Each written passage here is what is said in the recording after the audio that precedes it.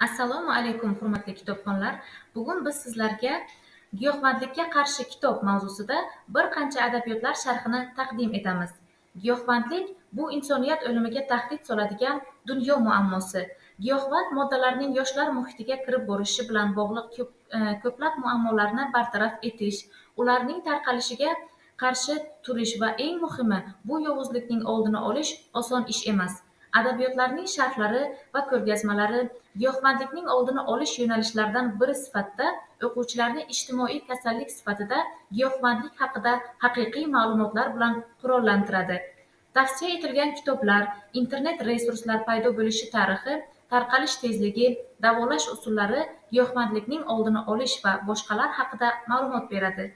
Umid qilamizki, ushbu materiallar o'quvchilar va ota-onalarga, jamoat arboblariga mamlakatimizda yuzaga kelgan giyohvandlik holatining murakkabligini tushunishga, bolalar va yoshlarning tez o'sib borayotgan giyohvandligiga qarshi kurashda o'z o'rnini topishga va ushbu kurashga o'z hissasini qo'shishga yordam beradi.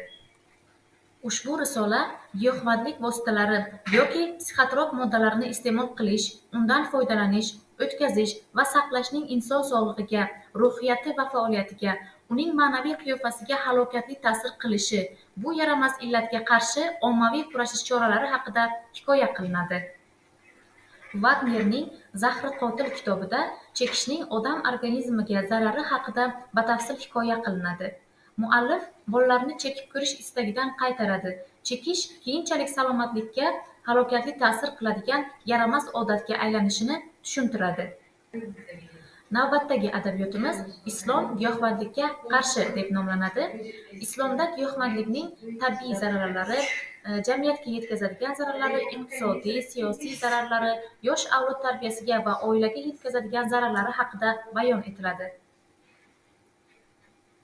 Taqdimot davomida sizlarga sog'lom turmush tarziga oid adabiyotlarni ham tavsiya etamiz.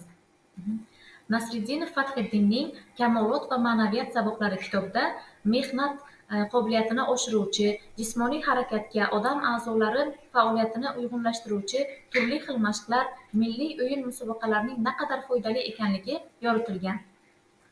Ushbu risolada keksalar dardiga malham bo'luvchi bir qator tibbiy maslahat va tavsiyalar berilgan. Mavzuning asosiy yo'nalishi uzoq umr ko'rish uchun nimalarga rioya etishga qaratilgan. Axborot kutubxona markazimizga tashrif buyursangiz, bu mavzularga oid ko'plab axborot resurslarini topishingiz mumkin. E'tiboringiz uchun rahmat.